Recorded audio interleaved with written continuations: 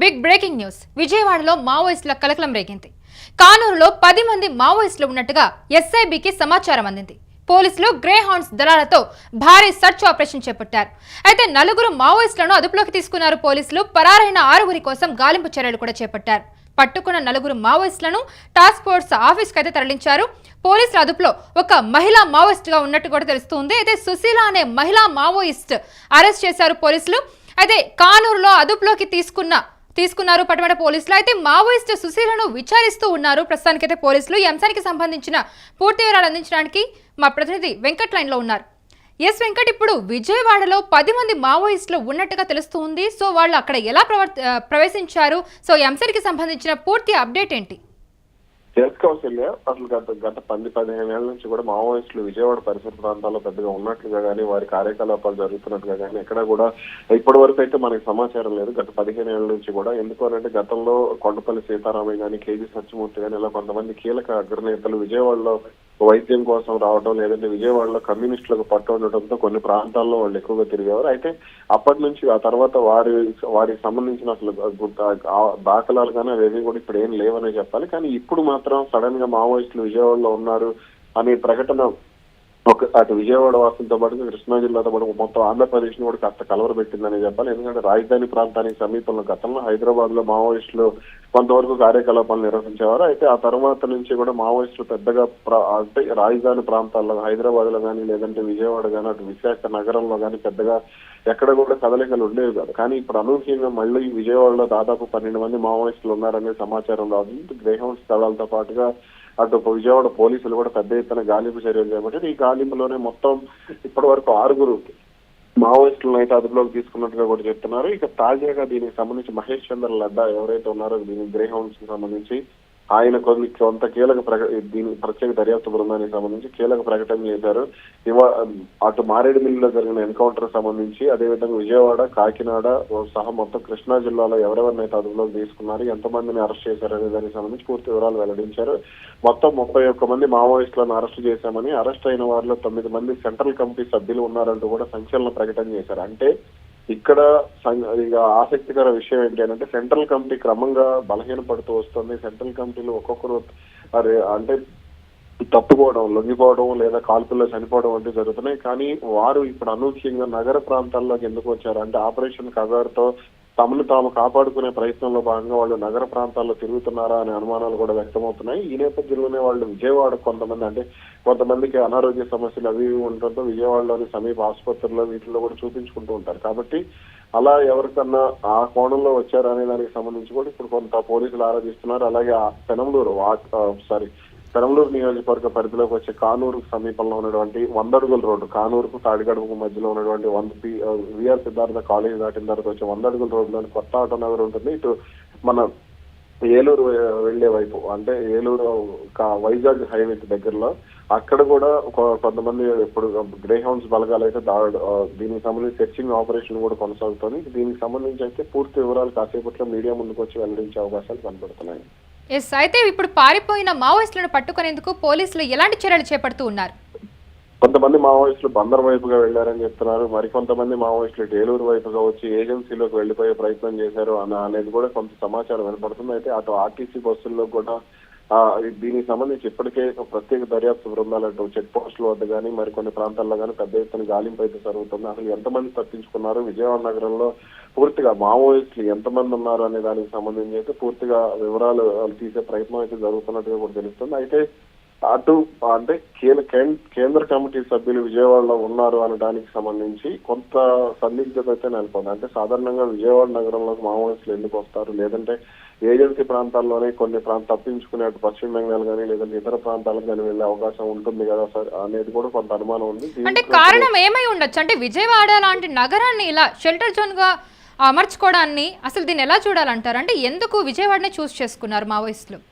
గతంలో నల్లమూల కానీ లేదంటే మరికొన్ని ప్రాంతాల్లో ఏజెన్సీ ప్రాంతాల్లో ఇప్పుడు మాకు విజయవాడ సమీపంలో ఉన్నటువంటి ఏజెన్సీ ప్రాంతాలు కానీ ఇటు ఉమ్మడి ఖమ్మం జిల్లాలో కానీ వరంగల్ జిల్లాలో కానీ చాలా వరకు మావోయిస్టుల కదలికలు ఉండేవి. తిరువురు నియోజకవర్గ సమీపంలో కానీ ఇట్లా కొన్ని ప్రాంతాల్లో మావోయిస్టుల కదలికలు ఉండేవి. వాళ్ళందరికీ కూడా అనారోగ్య సమస్యలు వస్తే ఎక్కువగా విజయవాడలోనే విజయవాడ మెడికల్ రంగంలో కాస్త అగ్రగామిగా ఉంటుంది కాబట్టి కొంత అక్కడి వరకు వచ్చి అత్యాధునిక వైద్య సదుపాయాలు కూడా విజయవాడలో హైదరాబాద్ వెళ్తే వాళ్ళ మీద నిఘా ఉంటుందనే భయంతో కూడా కొంతమంది విజయవాడ వచ్చే అవకాశం కూడా ఉంటుంది. కాబట్టి ఇప్పుడు దీనికి సంబంధించే పూర్తి స్థాయిలో పోలీసులు దృష్టి పెట్టినట్టుగా కూడా తెలుస్తుంది. ఎవరెవరు ఏ హాస్పిటల్స్ ఒకవేళ చికిత్స తీసుకున్నారు, లేదంటే వాళ్ళు ఎలా ఉంటున్నారు, వాళ్ళకి సహకరిస్తున్న వారెవరు, వాళ్ళకి సంబంధించి అంటే వాళ్ళకి ఆహార సదుపాయాలు కల్పిస్తున్న వారెవరు, అలాగే వాళ్ళకి ఇల్లు అద్దెకి అసలు ఏ కారణంతో ఇల్లు అద్దెకిచ్చారు అనేది కూడా పూర్తి స్థాయిలో ఆరాధిస్తున్నట్టుగా కూడా తెలుస్తుంది.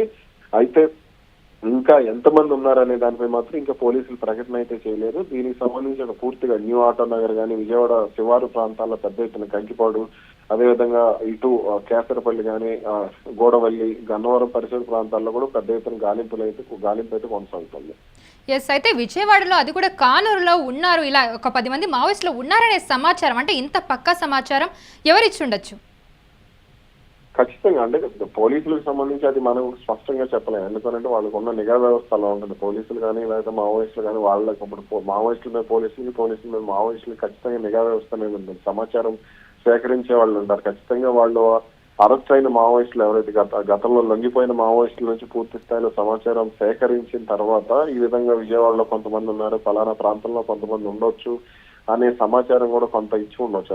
అంటే ఇప్పుడు కేంద్ర కమిటీ సభ్యులు తక్కెలపల్లి వాసుదేవరావు కానీ, మల్లోజుల వేణుగోపాల్ కానీ, తర్వాత బండి ప్రకాష్, అలాగే చంద్రన్న, ఇలా కొంతమంది మావోయిస్టులు అరెస్ట్ అయ్యారు, లొంగిపోయారు. కాబట్టి వీళ్ళందరూ ఇచ్చిన సమాచారం అటు జంపన్న కూడా కొంత సమాచారం ఇచ్చింది. అంటే ఇక్కడ ఉండొచ్చు. సాధారణంగా వాళ్ళు లొంగిపోయిన మావోయిస్టుల దగ్గర కొంత కీలక సమాచారం ఉంటుంది. వీళ్ళ దగ్గర నుంచి ఏదైనా సమాచారాన్ని సేకరించి వాళ్ళు ఏదైనా చెప్తూ ఉండవచ్చా అనే దానికి సంబంధించి కూడా అనుమానాలు బలపడుతున్నాయి.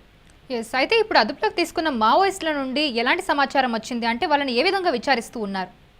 అయితే ప్రస్తుతానికి వాళ్ళని ఇంకా విచారించడం అయితే జరగడం లేదు. వాళ్ళ ప్రస్తుతానికి అయితే టాస్క్ ఫోర్స్ కార్యాలయానికి తరలించారు అనేది అయితే తెలుస్తుంది.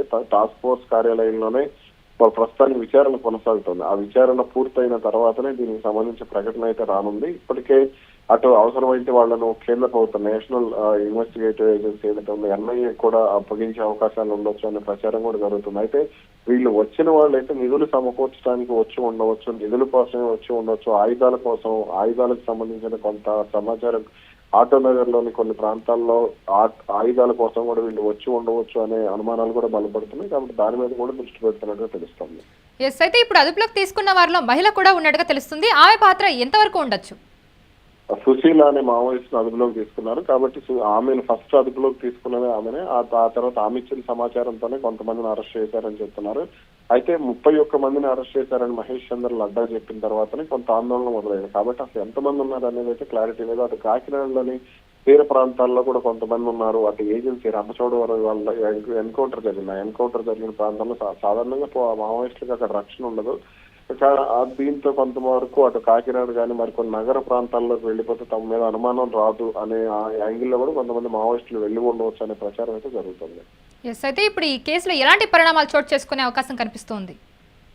దీనికి సంబంధించి పూర్తి స్థాయిలో విచారణ అయితే కొనసాగుతుంది. అటు నేషనల్ ఇన్వెస్టిగేటివ్ ఏజెన్సీ కూడా కొంత దీని మీద దృష్టి పెట్టవచ్చు అనేది కూడా స్పష్టంగా అర్థమవుతుంది. కాబట్టి అటు ఆపరేషన్ కగారు కొనసాగుతుంది. కాబట్టి మావోయిస్టులు తమ రక్షణ కోసం ఇప్పుడు నగర ప్రాంతాలకు బాటపట్టారు. దీంతో ఇంకా మరికొంతమంది మావోయిస్టులు కూడా దొరికితే లేదంటే వాళ్ళన్నా లొంగిపోతారా అనే దానికి సంబంధించి కూడా కొంత సమాచారం తెలియాల్సి ఉంది.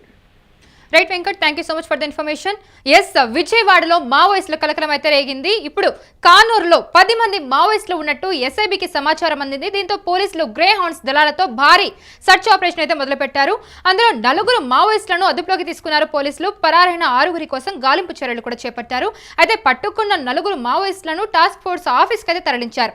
అయితే ఇప్పుడు ప్రస్తుతానికి ఈ మావోయిస్టులో ఒక మహిళా మావోయిస్ట్ కూడా ఉన్నట్టుగా తెలుస్తుంది అదుపులో ఉన్న వాళ్ళలో. అయితే సుశీల అనే మహిళా మావోయిస్ట్ ను అరెస్ట్ చేశారు పోలీసులు. కానూరులో అదుపులోకి తీసుకున్నారు పటమట పోలీసులు. అయితే మావోయిస్ట్ సుశీలను విచారిస్తూ ఉన్నారు. ఆమె ఇచ్చిన సమాచారం మేరకు ఇప్పుడు ఎవరైతే పరారీలో ఉన్నారో వాళ్ళని పట్టుకునే ప్రయత్నం అయితే చేస్తూ ఉన్నారు. సో ఇప్పుడు దీని గురించి మరింత సమాచారం అయితే అందాల్సి ఉంది. ప్రస్తుతానికైతే అందిన సమాచారం ప్రకారం కానూరులో 10 మంది మావోయిస్టులు ఉన్నట్టుగా గుర్తించారు. వారిలో 4 అదుపులోకి తీసుకున్నారు. ఒక 6 మంది అయితే ఇప్పుడు పరారీలో ఉన్నట్టుగా తెలుస్తుంది. పోలీసులు త్వరలోనే వాళ్ళని పట్టుకుంటామంటూ కూడా చెప్పడం జరిగింది.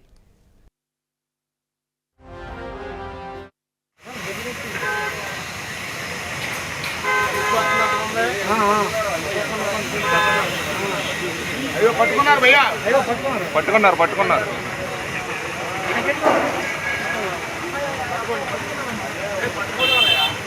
తీసుకెళ్ళిపోతున్నారు